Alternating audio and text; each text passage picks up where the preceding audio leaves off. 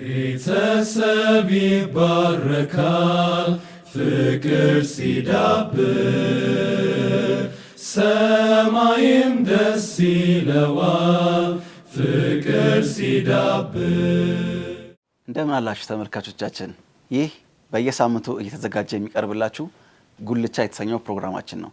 እንግዲህ ያለፉትን 8 ክፍሎች በሪሌሽንሺፕ ዙሪያ፣ በዴቲንግ እንዲሁም ደግሞ ባለፈው ሳምንት በትዳር ዙሪያ የሚገኙ ነገሮችን እያነሳን ስንነጋገር ቆይተናል። ዛሬም ክፍል 9ን በትዳር ዙሪያ ውስጥ የሚከሰቱ አንዳንድ ሀሳቦችን እያነሳን ከሲስተር ሄለን ጋር የምንነጋገር ይሆናል። አብራችሁን ስለምትቆዩ እግዚአብሔር ይባርካችሁ ማለት እንወዳለን። ወደ ጥያቄዎቹ ከመሄዳችን በፊት ሲስተር ሄለን እንኳን ደህና መጣሽ። እስካሁንም አብረሽን ስላለሽ በጣም ደስ ይለናል። እያነሳሻቸው ስላሉ ገንቢ ሀሳቦችም እግዚአብሔር አብዝቶ ይባርክሽ ማለት እወዳለሁ።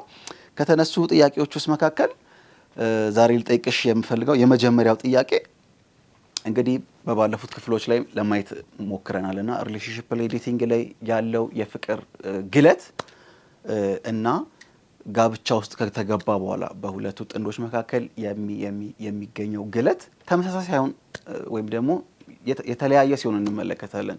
የድሮ በጣም ሞቅ ያለ የጋለ ፍቅር የበዛበት የሚመስል ግን ትዳር ውስጥ ከተገባ በኋላ ግን ቀዝቀዝ ያለ አይነት ሁኔታ የሚመስል ሁኔታ እንመለከታለን። እና ይሄ ከምን የመነጨ ነው ወይም ደግሞ ምንድነው ለዚህ ምክንያቱ? የድሮ ፍቅራቸው ሞቅ ያለ ነው፣ አሁን ከተጋቡ አብረው መኖር ከጀመሩ በኋላ ደግሞ ቀዝቀዝ ያለው ወይም ደግሞ የሚመስለው ለምንድን ነው? እሺ እኔም አመሰግናለሁ። ጥሩ ጥያቄ ነው። ግን አሁን ይሄ ቀዘቀዘ ሞቀ በረደ ብለን የምንላቸው ነገሮች ትዳር ወይንም ደግሞ የነበረው ሂደት እንደሆነ አካለ መረዳት የሚመጣ ነው ብዬ አስባለሁኝ። መጀመሪያ ላይ የነበሩን አጫጭር የመገናኛ ጊዜያቶች፣ በናፍቆት መገናኘቶች፣ አንዳንድ በጣም ተቻኩሎ ለመታየት ለመገናኘት የሚደረጉ ጥረቶች ያንን ሰው ላይ ሆኖ እሷን ላያት ነው እሱን ላይ ሆኖ ተባብሎ በሞቅታ የሚኬድባቸው ሁኔታዎች ልክ ትዳር ውስጥ ከተገባ በኋላ የቀነሰ ይመስላል። ነገር ግን ምላሽ ነው ያገኘው ባይነኝ እኔ መልስ ስላገኘ ነው። ያንን ቸኩሎ መገናኘት ናፍቀሽኛል ላይ ናፍቄያለሁ ምናምን የሚባሉት ነገሮች አሁን ኦሬዲ ቤት ውስጥ ተገብቷል። ያ ምላሽ አግኝቷል። ስለዚህ ምላሽ ላገኘናቸው ነገሮች ደግሞ እንደ መጀመሪያ ጉጉት ላይኖር ይችላል። ያንን ፍቅር ቀዘቀዘ የሚያስብል ሳይሆን ኦኬ ተቀብለ ነው ያንን ደግሞ ትዳር በተሻለ እንዴት እናርገው፣ ይሄንን በፍላጎታችን የመሰረት ነው እንድንገባበት ወደን በጣም ፈጓግተንለት የገባነውን ትዳር ልክ እንደዛኛው ውጪ ስንገናኝ በነበረበት መልኩ ለማጋል እዚህ የሚሰራ የቤት ስራ ስላለ እሱን ከመስራትና ካለ መስራት ጋር የተገናኘ ነው። እንዳልኩት አንደኛው ዋናው ምላሽ ያገኙ ጥያቄዎች ዛሬ በዛ ልክ አይሆኑም። ግን ያንንም ቢሆን ለማስቀጠል ለምሳሌ በውሏችን ቴክስት ማድረግ ይቻላል፣ ስልክ መደወል ይቻላል። ውሎህ እንዴት ነው? ውሎሽ እንዴት ነው? ስራ ሰላም ደረሽ ወይ? ሰላም ደረስክ ወይ? የቱ ጋር ነህ? ምኑ ጋር ነሽ? የሚባባሉት ነገሮች በደንብ ማካሄድ ይቻላል። እነኛ ነገሮች እንዳልኩት ብዙ ሰዎች አይተገብሯቸውም። በቃ ትቶኛል፣ በቃ አሁንማ በእጁ አስገብቶኛል፣ አሁንማ ተጠቅልዬ ገብቻለሁ የሚለው ሀሳብ ለብዙዎች የሚሰጠው ምላሽ እንጂ እውነት ፍቅር በዛ ልክ ሆኖ ላይሆን ይችላል። ስለዚህ አንዳንድ ድርጊቶች አሉ መፈጸም ያለባቸው፣ ሚስትም ትሁን ባል ማድረግ ያለባቸው ያንን ይሄ ተተውኩኝ ወይንም ደግሞ አሁንማ ምናምን የሚሉትን እንትኖች እንዳያመጡ ተክቶ መስራት ያስፈልጋል። ትዳር እንደምናውቀው እንደ አትክልት ነው። አትክልት ውሃ ካጠጣ ነው ያበበ ያማረበት አበባ እያወጣ ይሄዳል። ከተውሎ ደግሞ እያጠወለግን እያደረቅነው እንሄዳለን። ልክ እንደዛው መታሰብ አለበት። በየዕለቱ የምንኮተኩተው የምናሳድገው ነገር እንደሆነ መታሰብ አለበት። ያንን ነው ተግባራዊ ስለማናደርግ ሁላችንም በቃ የሚለው ነገር እያሳደግ ነው የምንመጣው። ከፖዚቲቭን እያሳደግን ከመምጣት ይልቅ ወደ ኔጌቲቭ እያደላ እንድንመጣ ምክንያት የሚሆነው የሚል ሳቢ ያለኝ አንድ ጓደኛዬ ምን ይላል? ያው ብዙ ጊዜ አሁን በተነጋገርነው ዙሪያ ላይ የሚያስቸግሩ ሴቶች ናቸው። ድሮ እኮ እንደዚህ ያደርግልኝ ነበር፣ አሁን እንደዚህ ማድረግ አቁሟል፣ ያኔ እያሉ ያኛውን ዘመን እና አሁን ያሉበትን ጊዜ ያነጻጽሩና ወይ አሁንማ ትቶኛል የሚለውን ቃል ብዙ ጊዜ ሲያወሩ ምን ሰማው ሴቶች ናቸው። እና አንድ ጓደኛዬ ምን ይለኛል? ለሴት ልጅ ማስቀጠል የማትችለው ነገር አታስለምዳት ይለኛልና ምናልባት ያኔ በሪሌሽንሺፕ በነበሩበት ጊዜ ቴክስት ዴይሊ ያደርግላት ይሆናል ወር ደግሞ በቀን 2-3 ሄደውላት የነበረውን አብረው መኖር ከጀመሩ በኋላ ይሄንን ማድረግ ተገቢ ነው ብዬ አላስብም። ምናልባት በቴክስት እንኳን ቼክ ቢያረጋት ያው ተገቢ ነው ሚለውን ቃል እንኳን አውጡልኝና ግን ማስቀጠል ይችል ነበር። ግን አሁን አብረው መኖር ስለጀመሩ ብዙም እንደዚህ አይነት ነገር ወንድ ላያደርግ ይችላልና አሁን ምን እያልሽ ነው? ይሄ የሂደቱ አካል ነውና ሴቶች ተረዱት አንደርስታንድ አድርጉት እያልሽ ነው ወይስ ወንዶች ያኔ ያደረጋችሁ የነበራችሁትን ነገር ትዳር ውስጥ ከገባችሁ በኋላ ለማቻቻል ሞክሩት እያልሽ ነው? ምን እያልሽ ነው? ምላሽ ላገኙ ነገሮች ላይ አትኩሮት መስጠት የለብንም ነው ማለት። አንዳንድ ነገሮች ለምሳሌ ቀደም ያልኩትን ይሄ ናፍቀሽኛል ናፍቄሃለሁኝ ካልተገናኘን በዚህ ሰዓት ካልሆነ ቀጠሮ ጠብቆ መገናኘት ምናምን የራሴ ምሳሌ መንገር እችላለሁ። እኔ በጣም አረፍድ ነበር ስንገናኝና ልክ ትዳር ሳገኝ ተገላገልኩ ቀጠሮ የለም ነበር ያልኩት። ምክንያቱም እኔ ራቅ ካለ ቦታ ነው ተሚል ለማግኘት የምሄደውና ሊረፍድ ወይ ታክሲ ብቻ ብዙ ምክንያቶች ኖሮ ላረፍድ እችላለሁኝና ያ ነገር በቃ ተገላግየዋለሁ ነው። ሶ አሁን የሆኑ ነገሮች ምላሽ እያገኙ ይመጣሉ። እነኛ ምላሽ የሚያገኙ ነገሮች ሲመጡ መቀበል ያስፈልጋል። በዛ ልክ ለምን አልጓጓህም ብለን ለነባባል ከዚህ ጠዋት አብረን አድረን ሊሆን ይችላል አብረን ውለን ሊሆን ይችላል። አንዳንዱ ስራ አብሮ ነው የሚውለው።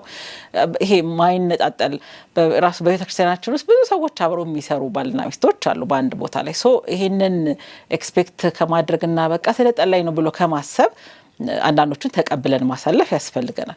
ሌላ ቅድም ያልከው የማታስቀጥለውን ነገር አታስጀምራ እውነተኛ ሁን ነው እዚህ ጋር የሚገባኝ። አንዳንድ ብዙ ወንድ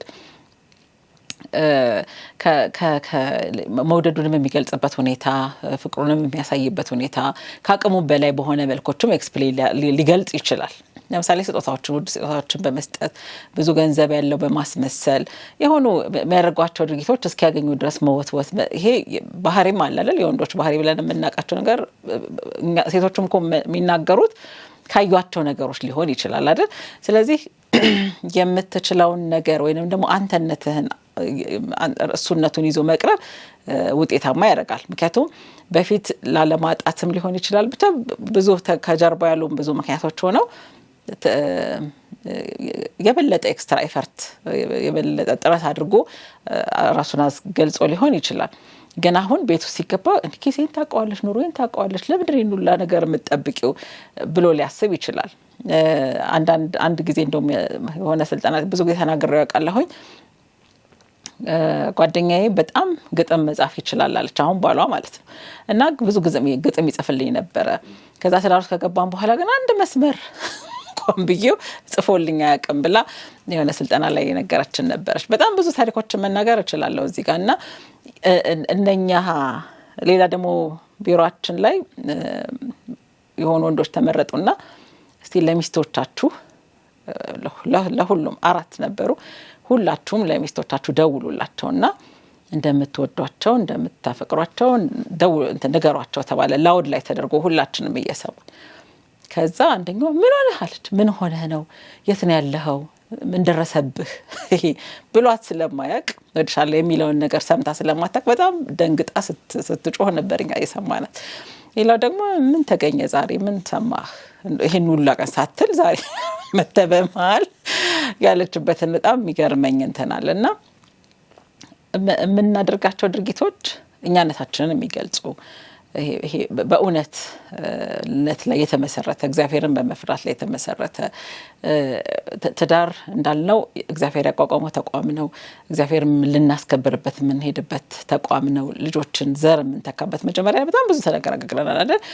ጓደኝነታችን ትዳር ከሆነ አላማው የምንይዛቸው ጓደኞች ከትዳር በፊት ያሉት ጓደኝነቶች እግዚአብሔር ያንን ትዳር የመሰረተው ዘርን ለማስቀጠል ነው ስንል ነበር።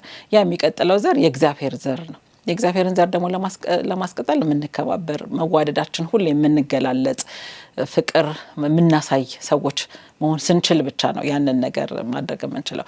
አንድ ታሪክ በቀደም ለታ ያነበብኩት ምን ነበር? ጓደኛውን ምሳ ይጋብዘዋል። ወደ ቤት ይዞት ይሄዳል። ከዛ ምሳ ከበላን በኋላ ና ብሎ ወደ መኝታ ቤት ወሰደኛል። እዛው ስንሄድ አንዲት ሴት ተኝታ ባይኗ ብቻ የምታየን ሴት ነበረቻል። ከዛ በኋላ ትዳር እንዳለው ልጅ እንዳለው ነው ጓደኛው የሚያውቀው። እሷን ካሳየው በኋላ ይወጣና ትዳር አለህ ይለዋል። አዎ አለኝ። ይኸውልህ እቺ ሚስቴ ነች። ለረጅም ዓመት ስትሰራ ስትደክም ሁለት ልጆቼ እናት ናት። ልጆቼ አሁን ወደ ትምህርት ቤት ኮሌጅ ሄደዋል። እሷን ታማ የደም ግፊት ህመም በስትሮክ ተብሎ የሚጠራው በሱ አልጋ ላይ ቀርታለች። ጠዋት ተነስቼ አጸዳድቻት ምግብ አብልቻት መጣለሁ ወደ ስራ። ከሰዓት ተመልሼ ምግብ አብልቼ ማንኛውንም ነገር እኔ ነኝ ማድረግላት። ሰው እንዲነካት አልፈልግም። ይሄንን የማደርገው በሰላም በኖርንባቸው ጊዜያቶች ለልጆቼ ስትለፋ በጣም ኑሯችን እንዲያድግ ጥረት ስታደግ ነበርች። እኔ ደግሞ ስራ በውጪ በጣም ምሰራ ሰው ነበርኩኝ። እወድሻለሁ ብዬ ያልኳትን ቀን አላስታውሰውም ይላል ባለ ታሪኩ። ያንን ማለቴን አላስታውስም ነበር። አሁን ግን ስትወድቅ እንደዚህ ስትሆን ያንን ጊዜ ይክሰኝ ይሆን ብዬ ነው ዛሬ እነኚህን ልክሳት ብዬ ነው እነኚህን ሁኔታዎች ራሴን በዚህ ልክ ሰፈር የሰቃየው ማሳልፈው። ጉለታዋ ከዚህ በላይ ስለሆነ ምን አለበት ያኔ እወድሻለሁ ብያት ቢሆን ኖሮ። ዛሬ ተስማኝ አላቅም። ከአይኗ ውጪ የሚያይ ነገር የለበትም። የሚያይ ነገር የምትነግረኝ ነገር የላትም። እና ዛሬ ይሄንን የምነግርህና ማሳይህ ሚስትህን ቤትህን ዛሬ ያው ያንተ ቀን ዛሬ ነው። ነገ ምን እንደሚመጣ ይዞ እንደሚመጣ አታቅም ብሎት በጣም ይሄ ልቤን የነካኝ ታሪክ ነበር። ብዙ ሰዎች እንደዛ ናቸው። ይሄ ምንድነው አንዱ ለአንዱን በቃ ኦሬዲ አብረንን የኖርን ነው። ምን ያስፈልጋል?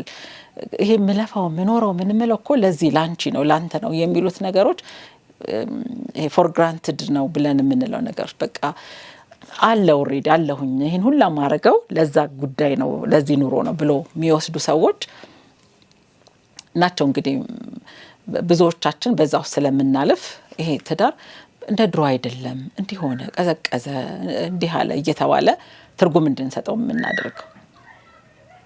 ሁሉም ሰው የሚሄድበትን መንገድ በደንብ መረዳት የዕለት ተዕለት ተግባር እንደሆነ ማስተዋል ያስፈልጋል። ነገ ላይ ኖር ይችላል። ልክ መጽሐፍ ቅዱስ የመዳን ቀን ዛሬ ነው እንደሚለው ህይወታችንም ብዙ ነገሮቻችንም ዛሬ ናቸው። ነገ ብለን የምናስቀምጠው ደስታ የለም። ሲያልፍልን ገንዘብ ስናገኝ የተሻለ ቦታ ስንገባ ምናምን ነው መወድሽ የሚባል ነገር የለም። ወይንም ያኔ ነው ፍቅር እንደፈልን በቃ እኔና አንቺ ብቻ ስንሆን ተብሎ የሚባል አሳይመንት የለም። ለነገ ደስታ የምናሳድርበት ምክንያት የለም። ደስ መሰየት ካለብን ዛሬ መኖር ካለብን ዛሬ መሆን መቻል አለበት። እነኛ ነገሮች ናቸው ስለማይታዩ ብዙዎቻችን በቃ እንደ ድሮ አይደለም፣ እንደ ድሮ አቴንሽን አይሰጠኝም፣ እንደ ድሮ ጊዜ አይሰጠኝም፣ እንደ ድሮ እንዳይሆን ሚላውተን ነገሮች ትርጉም መስጠው ሁለቱም ሰዎች ታትረው ስለማይሰሩበት ነው። እንደ ድሮ አትወደኝም፣ እንደ ድሮ አታከብሪኝም ምን ማለት የሚወጣው ክብር የሚፈልግ መውደድ እነኚህ ነገሮች ትዳር ውስጥ እንድናያቸው ምክንያት የሚሆነው ምን ያህል የየለት ግንኙነታችን ከእግዚአብሔር ጋር የተሰራ ነው። የጸሎት ጊዜ ያለ ነው። እግዚአብሔርን የምናከብርበት፣ እግዚአብሔርን የምንጠራበት፣ ችግሮቻችን ውስጥ እግዚአብሔርን የምናስገባበት፣ ለእርስ በርሳችን ቅድሚያ የምንሰጣጥበት ሁኔታዎች አሉ ነው ብሎ መጠየቅ ያስፈልጋል። ሁሌ ይሄ በደንብ ኮንሸስ በሆነ ነገር በቃ የምናረጋቸው ነገሮች በእለት ተእለት በጠዋትም ማታም ቢሆን ባለን ጊዜ አብሮነት አለን ወይ ብለን ማየት ያስፈልጋል። አንዳንድ ሰው ቤት ስለተገኘ ብቻ ያለ ሊመስለው ይችላል። ጠዋት ይወጣል፣ ማታ ከስራ ይመጣል፣ በቃ ወይ ስልክ ላይ ነው ወይ የሚጽፈው ላይ ነው ወይ መጠና ላይ ነው ወይ ቴሌቪዥን ላይ ነው። የተለያየ የራሱን አክቲቪቲ እያደረገ ሴትም ብትሆን መታ ወይ ለነገ ለልጆቿ ለምናምን የምታረጋቸው ነገሮች ለቤቷ ለራሷ ሊሆን ይችላል የምታሳልፈው ጊዜዎቿን ያንን የእርስ በርሳችንስ ጊዜ ትጋ ነው ብሎ ማሰብና በየዕለቱ ሳይሰለቹ ታትሮ መስራት የተሻለ ነገር እንዳለ ቤትም እግዚአብሔር የሚከብርበትም ደስ የሚሰኝበትም ቤት እንደሆነ ማሳየት እንችላለን ብዬ አስባለሁ።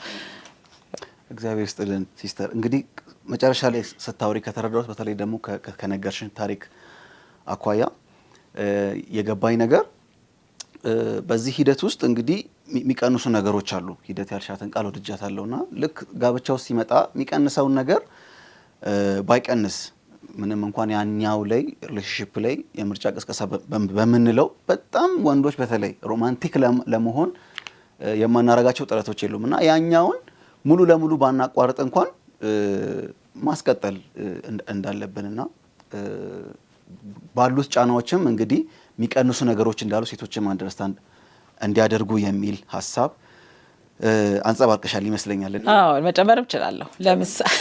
ለምሳሌ ሁለት ነገሮች ማንሳት ፈልጌ ነው። ለምሳሌ አንዳንዴ በቀላሉ የአንድ ሺህ ብር አበባ የሚገዛ የነበረ ጓደኛ ትዳር ውስጥ ሲገባ አንድ አበባ እንኳን ገዝቶ ላይ መጣ ይችላል። ይሄ አሁን መገለጫው በቃ ቸልተኝነት ነው አይደል? የሆነ በጣም እጅብ ያለ አበባ ታቅፏት ከዛ በኋላ አንድ አበባ በ10 ብር ገዝተው አለማምጣት የሚሰጠው እንግዲህ ፊሊንግ ለሴቶች ምን ማለት እንደሆነ ግልጽ ነው ብዬ አስባለሁኝ። ትንሽ ነገር ይሆናል እኮ ሴቶች የሚፈልጉት ደህና ዋልሽ ወይ የኔ ፍቅር፣ መሳም ሊሆን ይችላል፣ መነካት ሊሆን ይችላል፣ ዋትኤቨር። ይሄን ያህል ተአምር እኮ አይደለም አይደል? ግን የሰጣት አቴንሽን ፍቅር መፈለጓን ስትናገር እባክሽ ደክሞኛል ምናምን ብሎ ዛሬ ደግሞ እንዲሆን የመጣው ብሎ ከማለት ያንን የሷን የፍቅር ፍላጎት አንደርስታንድ ማድረግ ብቻ እኮ በቂ ሊሆን ይችላል። ምክንያቱም ሴቶች በትንሽ ያው ሴት ስለሆንኩ በደንብ እረዳለሁ ያስባል የራሴ ግሩፕ ስለሆኑ በጣም የሚፈልጉት ነገሮች በጣም ትናንሽ ሲምፕል ነገሮች ሊሆኑ ይችላሉ። ሁለታችንም አንዳችንን ፍላጎት አለመረዳት፣ ወንዶች ምንድነው የሚፈልጉት ብሎ አለማወቅ። ከዚህ በፊትም አንድ ጊዜ አንስቻለሁ። የፍላጎቶቻችንን ማወቅ አለማወቅ በጣም ልዩነት ያመጣል። የሴቶች ፍላጎት ምንድነው? የወንዶች ፍላጎት ምንድነው? የወንዶች ማንነታቸው ከምን አይነት ነገር የተሰራ ነው? ሴቶቹ እንዴት ናቸው ብሎ ባህሪያችንንም ማንበብ ማወቅ ያስፈልጋል። አንዳችንን ፍላጎትና ኢንተረስት በሴትነቷ ራሱ ምን እንደምትፈልገው በወንድነቱ ራሱ ምንድነው ብሎ አለመረዳት ውጤቱ በቃ ተተውኛል፣ በቃ የተዳረ ፈንክሽን አላረጋም የሚል ነገሮች አሉ። ሌላስ ይሄንን ነው የምፈልገው፣ ይሄንን እንድትሆኚ ነው የምፈልገው፣ ይሄንን እንድታረግ ነው የምፈልገው የሚሉትን ነገሮች ንቁ አለመተው። ምክንያቱም ሰዎች በሂደት ነው የሆነ ውሳኔ ጋር የሚደርሱት። ዛሬ ይሄንን ነው የምፈልገው፣ ይሄንን ነው ካንቺ የምፈልገው፣ ይሄንን ነው ካንተ የምፈልገው ሲባል አቴንሽን ሰጥቶ እውነት ያስፈልጋል መወያየት፣ በትክክል መነጋገር ያስፈልጋል። ያንን አለመፈጸም እነኚህ ሰዎች ያው ውጤቱ እንዲህ ነው ብሎ ለመንተን ማድረግ ለሌላውም የተሻለ ምሳሌና የተሻለ ትርጉም መልስ ከመስጠት ይልቅ ያው ኔጌቲቭ እንትኑ እንዲገን ምክንያት ይሆናል። ሌላው ልጅ ይመጣል። ልጅ ሲመጣ ለእናት ያለው ጫና መቼም ይሄ ነው ብዬ መናገር አልችልም። በቀልድም በምንም ይነገራል አይደል? ብዙ ጊዜ ሳትወልድ ብላ ለሴቶች ደግሞ ተኛ ተብሎ ይቀልላል። ይሄ እውነተኛ ነገር ነው። ማለት ልጅ ትልቅ የሁለቱም ሰዎች አሳይመንት ነው። ለምሳሌ ከኔ ሀሳብሽን ቀይረሻል፣ ወደ ልጅሽ አቴንሽንሽን ሰጥተሻል፣ እኔ ግን እንትን አታረጊም፣ አሁን ማኔ ተተቻለሁ ምናምን ይላል ባል ልጅ ከመጣ በኋላ መተው ነው። እዛ ጋር የመጣው ፕሮጀክት እኮ የሁለቱም ጉዳይ ነው። ያንን ምን ያህል ነው እሷ ለሊት ተነስታ ጡት ማጥባት ሊሆን ይችላል፣ ሽንት ጨርቅ ዳፐር ምናምን ፓምፐርስ መቀየር ሊሆን ይችላል፣ ያልቅሶ ህፃኑን ማባበል ሊሆን ይችላል። በህይወት በዛ እለት የመጣው ነገር ምን ያህል ከኔ ጋር ነው የሚለውን ነገር ማወቅ ትፈልጋለች። ስራ ለሙሉ ብሎ አንኮራፍቶ ማደር ነው ወይንስ እስቲ አይዞሽ እቺኛን ታይም እስክተኛ እንኳን ያለውን ጊዜ አንቺ አረፍ በእኔ ልጁን ሊያዝልሽ ይላል ወይ? ምን አክቲቪቲ አብሯት ይሄ ነገር የሁለታችንም ኮንትሪቢዩሽን ነው ወይንም ደግሞ የሁለታችንም ማስተዋጽኦ ያስፈልጋል ብሎ ይሰራበታል። እኔ በቃ ስደክም ነው ያልኩት ነው የብዙ ወንዶች እንትን በቃ ሲደክመኝ ነው ያለው። አሁን ከሌሊት አትቀስቅሽኝ አትጥሪኝ ሁላ የሚል ወይ ደግሞ ሌላ ሩምም ሄዶ ሊተኛ ይችላል። የሷ ብቻ ጉዳይ አድርጎ የሚያስብ ሰው ሊኖር ይችላል። ልጅ የሁለታችንም የጋራ ኃላፊነት ነው ብሎ ማየት ድርሻን መወጣት እንቅልፉንም ቢያጣ እሷም አታለች አይደል? ያንን ሞመንት ደግሞ የሚያልፍ ነው። ደስ የሚለው ነገር ያልፋል። እንደዛው ነው የሚቀር ነገር የለም። ልጅ እስኪያድግ ድረስ ያም ህፃን ልጅ እኮ የእሱን ኬር ማድረግ ይፈልገዋል። የእሱን ድምፅ ያውቀዋል፣ ይፈልገዋል። በዛ ልክ በጣም አስፈላጊ እንደሆነ ማየት ያስፈልጋል። እነኛን ሁኔታዎችን ካልተገነዘበ የእሷ ድካም ጫና ላይ ቢፈጥርባት ከሆነ በቃ ይሄ ለኔ ቦታ የላትም ጊዜ የላትም የሚለውን ነገር አጠቃሎ እንዲያስብ ያደርገዋል።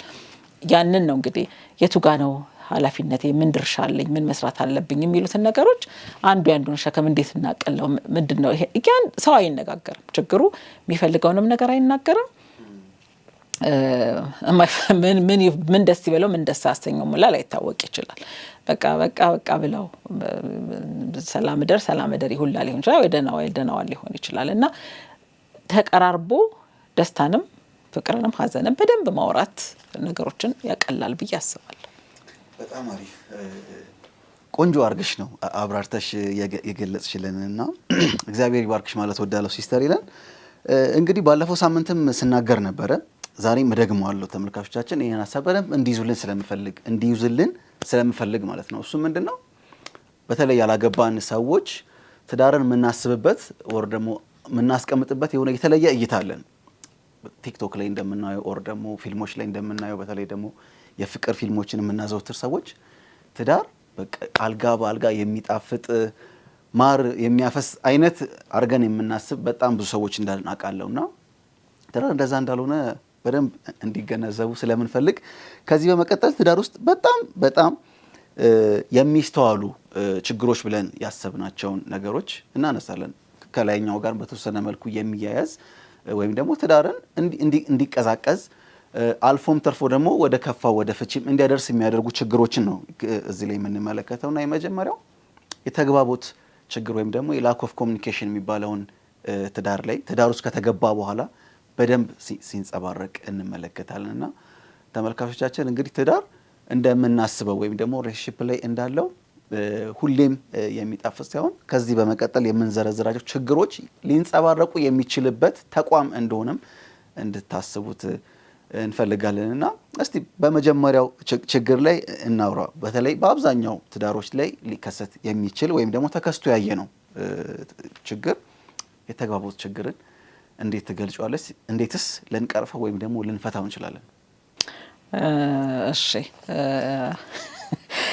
እዚህ ጋር ቀደም ፊልም እንዳልከው አንዳንድ ሰው ፊልም ነው የሚሰራው እውነት ለምን ህይወቱንም ፊልም ሊያስመስለው ይችላል። ማለት የደብል ፐርሰናሊቲ የምንላቸው ነገሮች አሉ አይደለ? ውጪ ሲታይ በጣም ይዋደዱ ምናምን የሚያስመስል ቤት ሲገባ ደግሞ እሳት የሆነ ሰውም ሊኖር ይችላል። እንደየመልካችን ትዳራችንም የተለያየ ገጽታዎች አሉት። የተለያየም በጣም ደስ የሚያሰኝም የምንባረክበትም ሁሌ የምንቀልድበትም የምንስቅበትም እኮ ጎን እንዳለው መረሳት የለበትም። ይሄንን ስንል ችግሮች አሉና ትዳርን አርቃችሁ ፍሩት ወይንም ደግሞ ምን ይጠብቀኛል ብላችሁ በሉ ሳይሆን ተወያይታችሁ ፍቱት፣ ተቀራርባችሁ ፍቱት የሚል እሳቤ እንዳለው እንዲይዙልኝ እፈልጋለሁኝ።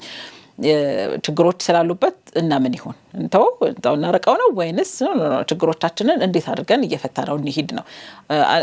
አንዳንድ ሰው እኮ ምንም አይነት ሳይመከር ይሆናል ትዳር የመሰረተው፣ ምኑንም ሳያውቀው ይሆናል ትዳር ውስጥ ገብቶ ኑሮ ነው የጀመረው። ስለዚህ ምን ሊገጥመው እንደሚችል ማወቅና ለዛ መዘጋጀት ውጤታማ ያደርገናል። በዛ ላይ እንደ ክርስቲያን የምንመሰረተው ትዳር ምናፈርሰው ወይንም ደግሞ አሁን እንደምንሰማው ከሆነ ራሱ ጓደኝነት ከባለፈውም አንስተናል አይደል? ጓደኝነት ይሄ ነገር ትዳር ይሆናል በቃ እናቀው ለማንኛውም እንየውና ምን እንደሚሆን ተብሎ የምንጀምረው አይነት አይደለም። ኢቭን ጓደኝነታችን አይደለም ትዳር ደግሞ በቃ ውጤታማ አድርገነው እግዚአብሔርን የምናስከብርበት የእግዚአብሔርን ዘር የምናስቀጥልበት ብለን እንዳልን ትልቅ ኃላፊነት እንዳለበት ክርስቲያን ነው እያወራን ያለነው።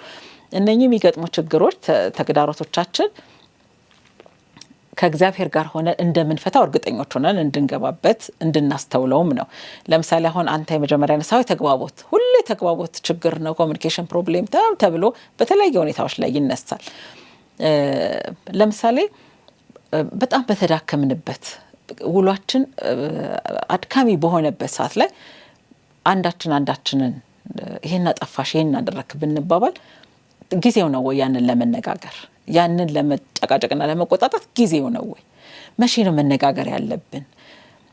መቼ ነው ማውራት ያለብን? መቼ ነው ነገሮችን በውይይት ልንፈታ አመቺ ጊዜያችን ተብሎ መወሰን መቻል አለበት።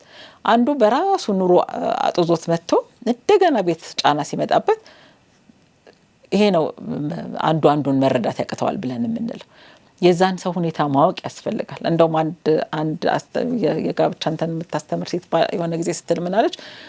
በጠዋት ከእንቅልፋችሁ እንደተነሳችሁ ጉዳይሽን ጨርሺ፣ ከዛ ማታ ሲመጣ እንዳትጣይ፣ በጊዜ በጠዋት ነው ማውራት ያለብሽ ብላ ያላትን ጉዳይ በተረጋጋበት ከእንቅልፉ ነቅቶ ጸዳ ባለ አእምሮ ጊዜ አውሪው ከዛ በኋላ ይሄ በተዳከመበት በተሳላቸበት ታይም ላይ ጉዳይሽን አታንሺ ብላ እናቴ ተመከረኛለች ብላ ስታስረዳ ነበር። በጣም ትክክለኛ ነገር ነው። መች ነው የምናወራው? ታይሚንጋችንን ሁኔታዎቻችንን እናውቃለን። አንዳንድ ሰው እንቅልፋታ ወይ ደግሞ ልጅ እየተነጫነጨባት ወይ እንግዳ መጥቷስ ወከባ በሆነበት ሰዓት ላይ አዲሽናል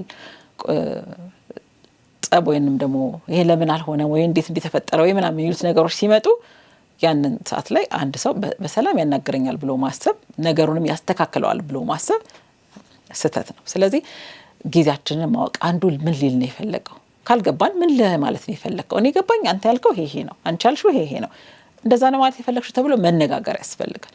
ይሄ ከጥላቻ ነው እንደዚህ ከመሆን ነው ብለን ሳይሆን ምላሽ የምንሰጠው ከምን የተነሳ ነው ይሄን ያልከው ካልገባን ክህሎት ነው። በነገራችን ላይ ከሰው ጋር ተግባብቶ መዋል ለማደር ይሄ ክህሎት ነው መለማመድ የሚገባን ከባለትዳር ከእርስ በርስ ጋር ከልጆቻችን ጋር ሊሆን ይችላል ከስራ ባልደረቦቻችን ጋር ይሆናል ታክሲ ውስጥም ሊሆን የትም ሊሆን ይችላል ከሰው ጋር ያለን ቢቻላችሁ ከሰው ሁሉ ጋር በሰላም ኑሩ አይደለም የሚለው መጽሐፍ ቅዱስ በሰላም መኖር ምን ማለት ነው ብለን መጀመሪያ ማወቅ ያስፈልጋል። የተቀዳው የኛ ንግግር የተቀዳው የኛ አመላለስ የተቀዳው ከየት ነው ብለን ራሳችንን ማየት ያስፈልጋል። ቁጡ ነኝ እኔ ኃይለኛ ነኝ ይሄን ባህሪ መቀየር አልችልም እና እንዴት ነው የሚኖረው እንዴት ነው የሚቀጥለው እንዴት ነው የምትቀጥለው ያ ሰው ሁሌ በቁጣ ህይወቱን ይመራል እንዴ ሁሌ የምትቆጣው ሚስቱ የሚቆጣ ባል ጋር እንዴት መኖር ይቻላል? ይሄ ስራ ነው ማለት እዚህ ላይ የቤት ስራ አለብን ማለት እዚህ ጋር ነው። ባህሪያችን ከሰዎች ጋር ያናኖረናል ወይ ከተዳር ጓደኛዬ ጋር ያኖረኛል ከጎረቤቶቼ ጋር ያኖረኛል ወይ ከባለቤቴ ዘመዶች ጋር ያኖረኛል ወይ ከልጆቼ ጋር ያኖረኛል ራሳችንን በየለቱ እየፈተሽን የምንኖርበት እንደሆነ ማወቅ ያስፈልጋል። ይሄንን የምንናገርበትን ጊዜ ቦታ ማወቅ አንደርስታንድ ማድረግ ካልገባን ምንድነው ብሎ መጠየቅ መጽሐፍ ቅዱስ ላይ እንደምናነበው በምሳሌ 15:1 ላይ የለዘበች መልስ ቁጣን ታበርዳለች ይላል።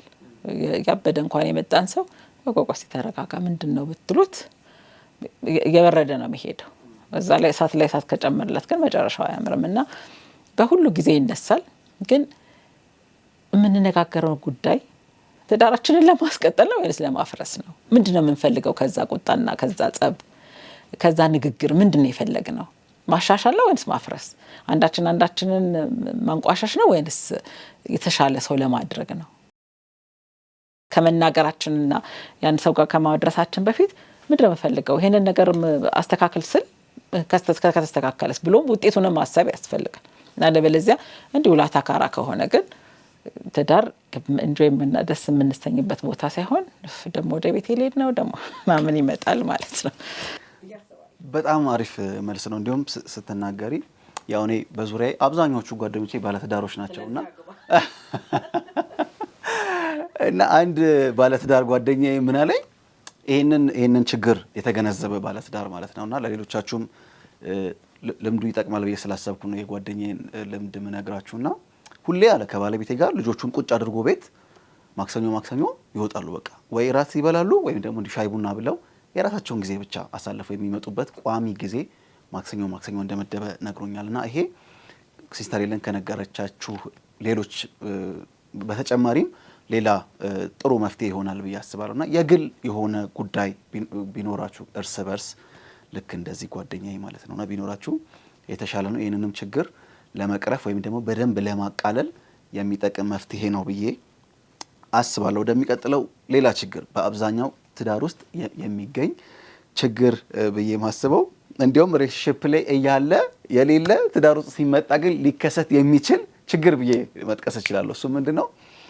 ላክ ኦፍ ኢንቲሜሲ ወይም ደግሞ ይሄ አካላዊ የሆነ ቅርርብ ንክኪ ትዳር ውስጥ ከተገባ በኋላ ከሚያጋጥሙ ችግሮች ውስጥ መካከል ዋነኛው ነው ማለትም እችላለሁ ከማየውም ከምረዳውምና እዚህ ላይ ስምንት ያለች ሲስተር ሄለን በጣም ጥሩ ነገር ነው።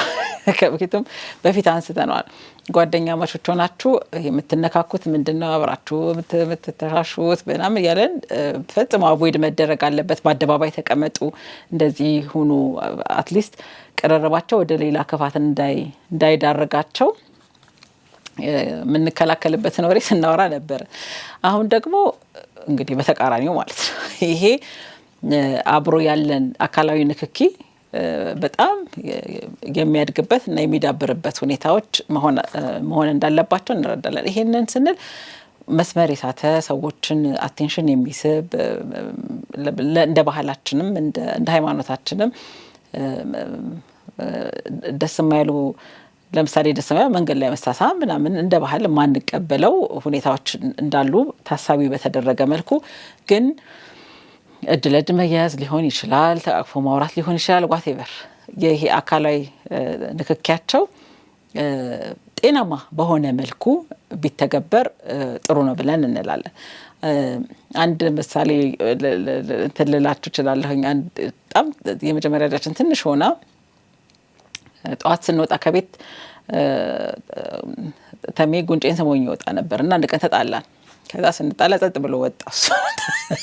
ከዛ ባባ ማማን ሳማት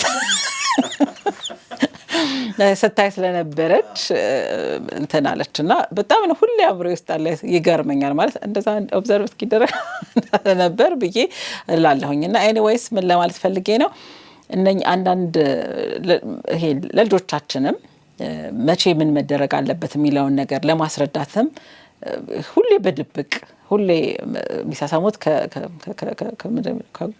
ከመጋረጃው ጀርባ በሚለው አይነት መሆን እንደሌለበት አንዳንዴ ማወቅ ያስፈልጋል። ቸርች ውስጥ እናያለን ባል እዛ ጋ ሚስት እዛ ጋ በጣም የተለያየ ባልና ሚስት የማይመስልበት ሁኔታዎች። እንደውም አንድ ፈረንጅ አንድ ጊዜ ምስልት ማሆኝ ብዙ ጊዜ ይነገራልም በአጋጣሚም እንትን ብያለሁ።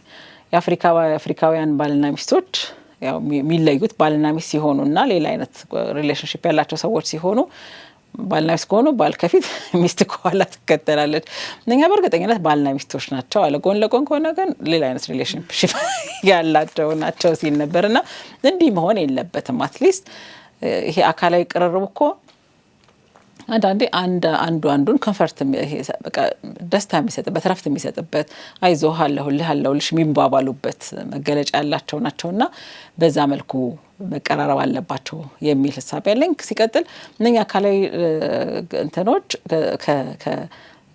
ሴክሹዋል ሪሌሽንሺፓቸውንም የተሻለ ሁኔታዎች ውስጥ እንዲገባ ያደርጋቸዋል። ለምሳሌ እነኛ አይነት ስሜቶች ለግጭት ከሚያደርጉባቸው ሁኔታዎች አንዱ አካላዊ ንክኪዎች ናቸው። ምን ለማለት ነው? ለምሳሌ ከውጭ ሲመጣ በፈገግታ የሚቀባበሉ አንዳቸው ከውጭም ማንም ውሏቸው የተለያየ ሆነ ሲገናኙ የሚሳሳሙበት የሚተቃቀፉበት ውሎ እንዴት ነው ውለሽ እንዴት ነው የሚባባሉበት፣ ጭንቀት ቢኖራቸው አንዳቸውን ጭንቀታቸውን የሚካፈሉበት መተቃቀፍ ለብዙ ሴቶች ከጭንቀታቸው ሊያላቅቅ የሚችል ቴራፒ እንደሆነ እንኳን አስተምሮቶች ያሉበት ሁኔታዎች አሉና ሰውን መናፈቅ የለበትም። ትዳር ጓደኛው እዛው ያለው የሚያቀፍ የሚስም ባል ወር የምታቀፍ የምትስም ሚስት መናፈቅ የለበትም። ሰው በዛ መካከል መፈጸም ያለበትን ነገሮች ከማጣት ጋር ተያይዞ ሌላ የብቸኝነት ስሜት እንዲሰማ መሆን መቻል የለበትም። እነኛ ነገሮች ያከሰቱ ማለት አይደለም። ደክሞ ሊሆን ይችላል፣ በጭንቀቱ ሊሆን ይችላል። ለምሳሌ መጀመሪያ ላይ በዳ ውስጥ የገቡት ባለትዳሮች ቢሆኑ ይሄን ዕዳ እንዴት ነው መከፍለው ብሎ ሲጨነቅ ያዋለ ሰው መታስተፍ ባክሽ ዞር በይ ለራሴ ነው ተጨነቀው ምናምን ብሎ አቮይድ ከማድረግ ይልቅ ፍቅር እንደምትፈልግ መወደድ እንደምትፈልግ እሱንም ኮር ለሁለቱ ለእርስ በርሳቸው ቅድሚያ ተሰጣተው ከዛ እንኳን ጭንቀቱን ኮር ረፍት ልሰጠው እንደምትችል ማሰብ መቻል አለበት። እነኛ አካላዊ ንክኪዎች ቀደም እንዳልኩት ቀጥሎ ወደ ሴክሹዋል ሪሌሽንሺፕ ሲያመራ እነኛ ነገሮች ለመመለስ አብሮ ሴክሹዋል ፍትወትን ለመፈጸም ሰላማዊ ግንኙነት ሲኖራቸው በአካልም በኢሞሽንም ደስታ ሲኖራቸው የሚፈጸም ጉዳይ እንጂ በጫና ውስጥ በስትረስ ውስጥ አንዱ የማይፈልገውን አንዱ የሚፈልገውን እየተደረገ የሚታለፍበት አይደለምና እነኚህን መስተዋዋል መቻል አለብን። በቃ ያለኔ ማንንም የለውም ያለሷ ማንንም የለኝም ብሎ ማሰብ ይጠይቃል። ሁለቱም አንዳቸው ለአንዳቸው አንዱ ለአንዱ እንዳለችለት ወር እንዳለላት ማወቅ እና እነኛ ነገሮቻቸው በሰላም ያሳልፉበት ሞመንት መሆን መቻል አለበት። አለበለዚያ ይሄ መራራቁ የተሰላቻቻ አይነት ስሜት ማምጣቱ እንደ ጸብ ምክንያት አንዱ አለመፈለግ ስሜት ደስ የማይለውን ድርጊት እየፈጸመ ዘመኑን ሁሉ ማሳለፍ የሚሆኑ ነገሮች እንዲከሰቱ ምክንያት ይሆናልና ጥሩ የሆነ ሪሌሽንሺፕ ለማዳበር ያ ግድ ነው የሚል ሐሳብ ያለኝ። አንቺም ስታነሹ ነበረ ክፍል 3 ላይ ኦር ደግሞ ክፍል 4 ላይ ይመስለኛል ሪሌሽንሺፕ ውስጥ መሳሳም አለብን የለብን የሚለው ክፍል ላይ ስንነጋገር እንደዚህ አይነት ኢንቲሜሲዎች ያኔ አግባብ አይደለም ብለን እንደዘጋ ነው አስታውሳለሁና አሁን ላይ በደንብ ያስፈልጉናል ብለን እየተነጋገርነውና እነዚህ አይነት ንክኪዎች በሰውነታችን ውስጥ እንዲመነጩ የሚያደርጉ ሆርሞኖች እንዳሉ ያኔ ስንነጋገር ነበርና እነዚህ ደግሞ ምን ያህል ጠቃሚ እንደነበሩ ሳይንሱን በደንብ የሚያብራራልን ነገሮች ናቸውና እነዚህን አካላዊ ቅርርቦች በተቻለ አቅም እየቀረፍን ማሰገድ እንኳን ባይቻል ግን እየቀነስን ምክንያቱም ብዙ ጫናዎች ስላሉ ብዙ ሪስፖንሲቢሊቲዎች ስላሉብን በዛ ምክንያት ቀደም ስተነሻቸው በነበሩት ምክንያቶች ላይቀረፉ እንኳን ቢችሉ ግን መቀነስ እንደምንችል በደንብ አምናለሁና ጨምሪ እስኪ በተለይ ከጤና አንፃር መናገር ፈልጋለሁ። እዚህ ጋር አንዳንድ ሰዎች ንጽህናቸውን አለመጠበቅ በጣም ፋክተር ነው። ይሄ የአካላዊ ንክኪ አካላዊ መቀራረብ እንዳይኖር የሚያግዱ ነገሮች ናቸው። የግል ንጽህና መጠበቅ የአፍ ጠረን ሊሆን ይችላል፣ የብብት ሊሆን ይችላል፣ ጫማ ሊሆን ይችላል፣ የውስጥ ሱሪን አለመቀየር ሊሆን ይችላል። እነኚህ በጣም ይሄንን የአካላዊ ቅርርቦችን የሚያርቁ ሁኔታዎች ናቸው። መናገር ሊደብር ይችላል አንዱ ለአንዱ፣ ግን ከዛ ሰው ውጪ ለዛ ሰው የሚነግረው ማንም አይመጣም። ስለዚህ በተቻለ መጠን እነኚህን ነገሮች ማውራት ያስፈልጋል። አንዳንዴ ስትደክም የዋለች ሴት ልትሆን ትችላለች፣ ወይ እሱ የጉልበት ስራ ሲሰራ የዋለ ሊሆን ይችላል። እሷ ጋር ሲመጣ ቢያንስ ራሱን ጠብቆ ንጹህ ሆኖ ውሃ ገዝቶም እንኳን ቢሆን ይችላል ለዛ ፎርዳት ማተርና ንጹህ ሆኖ መቅረብን ሰው መለማመድ መቻል አለበት። ያ ይሄ አካላዊ ንክኪን በጣም ሊያርቅ ይችላል። ስትደክም የዋለችና በዛ በድካሟ ይሄ ከተማ ውስጥ ስላለ ሰው ብቻ አይደለም እናስበው አይደለ፣ በተለያየ ቦታዎች በገጠርም ሊሆን ይችላል፣ በስራም ጫና ሊሆን ይችላል፣ ያሉበት ሁኔታዎች ምቹ ላይ ሆኑ ይችላሉና እነኛን ሁኔታዎች ሰው ካልተረዳ አብሮ ደግሞ ያለ ሰው ካልገለጸለት ይሄ የሚገልጽበት መንገድ ደግሞ በጣም ማተር ያደርጋል። ይሄ በፍቅር ነው የምናስረዳው ወይንስ እንዲነሽ ነው ብለን የምንናገረው? ምክንያቱም ያ ሁል ጊዜ ህሊናን የሚጎዳ ነገሮች ይኖሩታል። ስለዚህ ለማንኛውም ትዳር ውስጥ ላሉ ሰዎች መሰረታዊ ቁልፍ የሆኑ ነገሮች ናቸው። አንድ ጊዜ እንደውም አንድ ሰው በጣም ሲናገር ሰምቻለሁ። የሆነ ፈረንጅ ጓደኛ ይዝና ከዛ ከፈረንጇ ጋራ መውጣት ሲጀምር የመጀመሪያ ጊዜ ሻወር መውሰድ ትቶ እግሩን ይታጠባልና ጥላው ሄደች። ምን ማለት ነው እግር የሚታጠበው? እኛ ባህላችን ነው እግር ታጠበ ስናድግ ራሱ እግራችሁን ታጠቡ፣ ይሄ በቃ ፕሪንሲፕል ሆኖ ነው ያደግነው። አሁን ነው ብዙ ቤቶች ሻወር ኖሯቸው በጥሩ እንትን ያለው ውሃም ካልጠፋች እንደምናውቀው ደግሞ መሰረታዊ ችግሮች እንዳሉ መሆናቸው ግን የማይታለፉ በየትኛውም ችግር ውስጥ ብንሆን መተግበር ያለባቸው ናቸውና እነሱን ሳልናገር ማለፍ ስላልፈለኩኝ ነው። በጣም አሪፍ መልሶችን ነው ሲስተር ሄለን የመለስችልን። እጅግ አድርገን እናመሰግናለን። ሰዓት ስለሚገድበን እነዚህን እስከ አሁን ያየናቸውን ችግሮች እዚህ ላይ እናብቃና ክፍል 10 ላይ ስንገናኝ የቀሩትን ችግሮች ደግሞ በትዳር ዙሪያ ይከሰታሉ ብለን የምናስባቸውን ሌሎች ችግሮች የምናነሳ ይሆናል።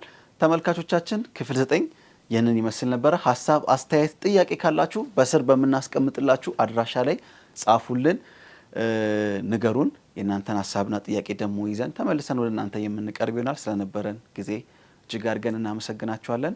በያላችሁበት መልካም ጊዜ። ቤተሰብ ይባረካል ፍቅር ሲዳብር ሰማይም ደስ ይለዋል ፍቅር ሲዳብር